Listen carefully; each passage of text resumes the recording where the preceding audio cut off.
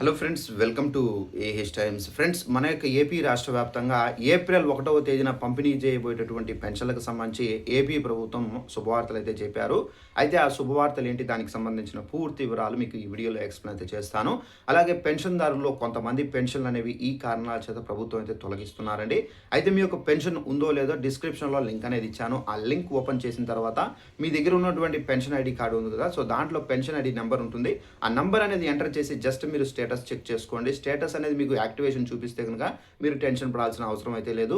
ఒకవేళ అదే ప్లేస్లో మీకు ఇన్యాక్టివేషన్ చూపిస్తే కనుక ఏ కారణం చేత మీకు పెన్షన్ అనేది రద్దు చేశారంటేది అక్కడ రిమార్క్స్లో అయితే ఇస్తారు. సో దాన్ని బట్టి మీరు సచివాలయానికి వెళ్ళి వెరిఫికేషన్ అనేది చేసుకోవచ్చు.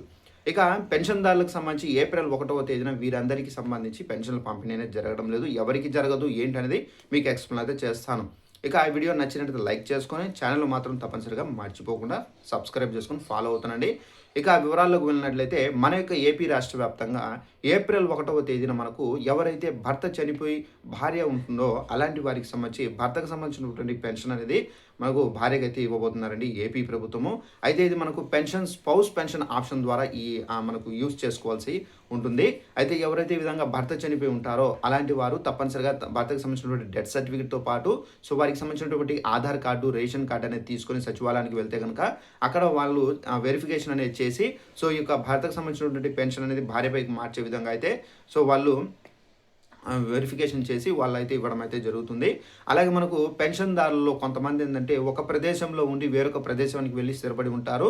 అంటే వీళ్ళు గత ప్రభుత్వంలో చాలామంది ఒక ప్రదేశంలో ఉండి అప్లై చేసుకున్నారు. బట్ ఏంటంటే వీళ్ళు వృత్తిరీత్యా మనకు వేరే ప్రదేశానికి వెళ్ళి స్టే అవుతుంటారు. అంటే స్థిరపడి వారు ప్రతి నెల పెన్షన్కి సంబంధించి ప్రతి నెల 1వ తేదీ 2వ తేదీ వచ్చి పెన్షన్ అనేది తీసుకుని మళ్ళీ వెళ్లాల్సి అయితే ఉంటుంది. ఎన్నో పనులు ఉన్నా కానీ ఈ విధంగా అయితే మనకు ప్రాబ్లమ్స్ అనేది ఫేస్ చేస్తున్నారు. దీనికి సంబంధించి ఏపీ ప్రభుత్వం పెన్షన్ ట్రాన్స్ఫరబుల్ ఆప్షన్ అయితే తీసుకొచ్చారు.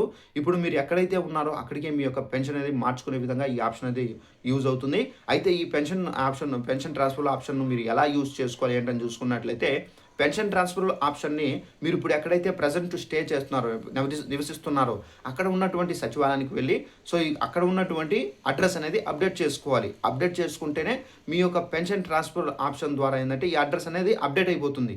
అప్డేట్ అయిపోయిన తర్వాత ఇప్పుడు ఏప్రిల్ 1 కాకున్నా కానీ మే 1వ తేదీన కూడా మీకైతే పెన్షన్ అనేది ఇప్పుడు మీరు ఎక్కడైతే ఉన్నారో అక్కడికి వచ్చి అధికారులు తీసుకొని వచ్చి ఇవ్వడం అయితే జరుగుతుంది. ఈ ఆప్షన్ ద్వారా మీరు ఈ విధంగా పెన్షన్ అనేది ట్రాన్స్ఫర్ చేసుకోవచ్చు. అలాగే మనకు పెన్షన్దారులకు సంబంధించి కొంతమంది పెన్షన్లు అనేది రద్దు చేస్తున్నారు.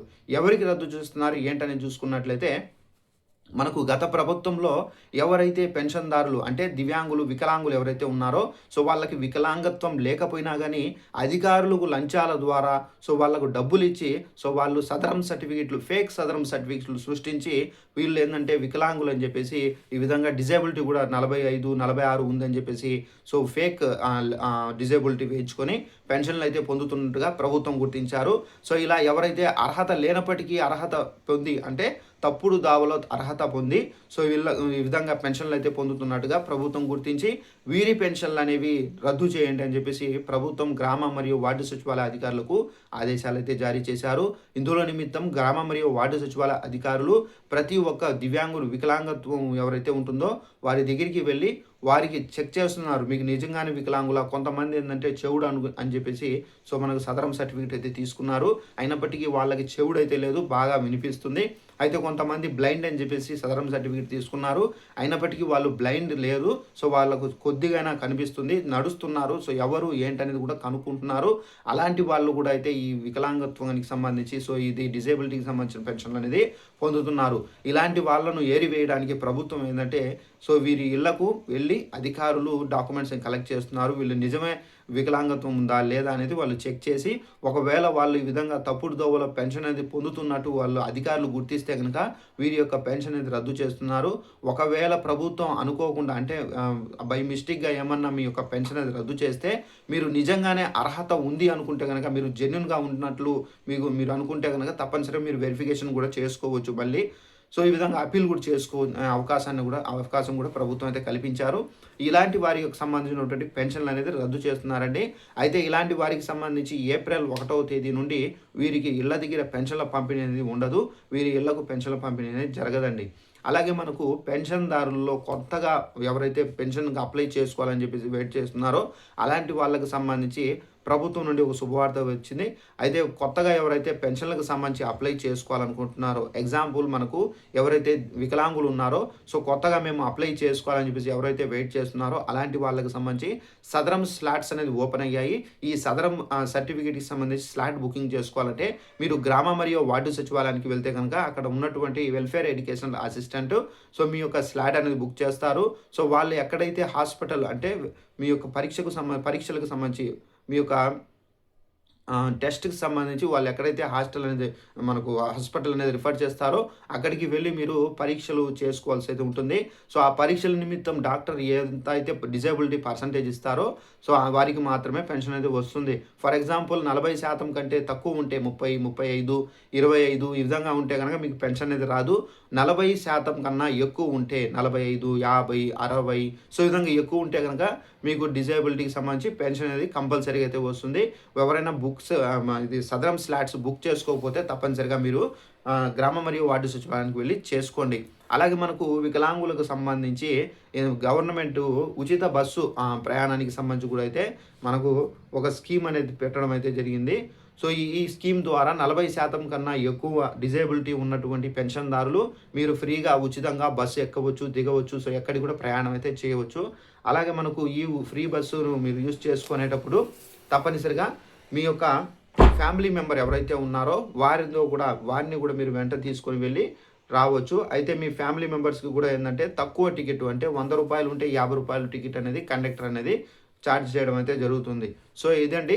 అలాగే మనకు పెన్షన్‌దారులకు సంబంధించి ముఖ్యంగా పెన్షన్‌లు అనేవి మీకు ఉన్నాయా? లేవా? అనేది చెక్ చేసుకోవాలంటే డిస్క్రిప్షన్‌లో లింక్ అనేది ఇచ్చాను. ఆ లింక్ మీరు ఓపెన్ చేసిన తర్వాత సో ఆ లింక్‌లో ఓపెన్ చేసిన తర్వాత మీ యొక్క పెన్షన్ ఐడీ కార్డ్ ఉంటుంది. సో దాంట్లో పెన్షన్ ఐడీ నంబర్ ఉంటుంది. ఆ నంబర్ అనేది మీరు జస్ట్ ఎంటర్ చేసి మీ యొక్క పెన్షన్ నంబర్ అనేది ఎంటర్ చేసి సబ్మిట్ చేస్తే గనక మీకు స్టేటస్ అనేది వస్తుంది. ఈ స్టేటస్‌లో మీ యొక్క పెన్షన్ దగ్గర యాక్టివేషన్ ఉంటే గనక మీరు టెన్షన్ పడాల్సిన అవసరం అయితే లేదు. ఒకవేళ ఇన్యాక్టివేషన్ ఉంటే గనక మీ యొక్క పెన్షన్ అనేది మీకు కట్ చేశారు అంటే రద్దు చేశారని చెప్పేసి మీరు నిర్ణయించుకోవాల్సి అయితే ఉంటుంది. అయితే ఈ రద్దు చేస్తే కనుక ఏ కారణం చేత రద్దు చేశారనేది కూడా మనకు ఇక్కడ రిమార్క్స్‌లో అయితే ఇవ్వడం అయితే జరుగుతుందండి. సో దీని ద్వారా ఏందంటే మీరు గ్రామ మరియు వార్డు సచివాలయానికి వెళ్ళి సో ఎందుకు రద్దు చేశారు? ఏంటి? మేము ఏం చేశాము? అనేది మీరు అక్కడ వెరిఫికేషన్ చేసుకోవచ్చు. ఒకవేళ మీరు నిజాయితీగా ఉన్నారు, మాకు పెన్షన్‌ను మేము తీసుకోవడానికి అర్హులే ప్రభుత్వమే కావాలని సో ఈ విధంగా తొలగించారు అని చెప్పేసి మీ మనసులో ఉంటే తప్పనిసరిగా మీరు అప్పీల్ చేసుకోవచ్చు. అప్పీల్ చేసుకున్న తర్వాత మనకు సచివాలయ అధికారులు మళ్ళీ మీ పైన వెరిఫికేషన్ అయితే చేస్తారు. ఆ వెరిఫికేషన్‌లో ఒకవేళ మీరు జెన్యూన్‌గా ఉన్నారు, నిజమే వీరికి అర్హత ఉంది అని చెప్పేసి నిర్ధారణ అయితే గనక మీకు పెన్షన్ అనేది మళ్ళీ అయితే వస్తుందండి. సో ఇదండి మనకు పెన్షన్‌దారులకు సంబంధించి ఉన్నటువంటి లేటెస్ట్ ఇన్ఫర్మేషన్. ఈ వీడియో మీకు నచ్చినట్టయితే లైక్ చేసుకొని ఛానల్‌ను కూడా సబ్స్క్రైబ్ చేసుకొని ఫాలో అవుతారండి. ప్రతి ఒక్క చిన్న ఇన్ఫర్మేషన్ వచ్చిన వెంటనే మీకు తెలియజేస్తూ ఉంటానండి. Thanks for watching this video. All the best.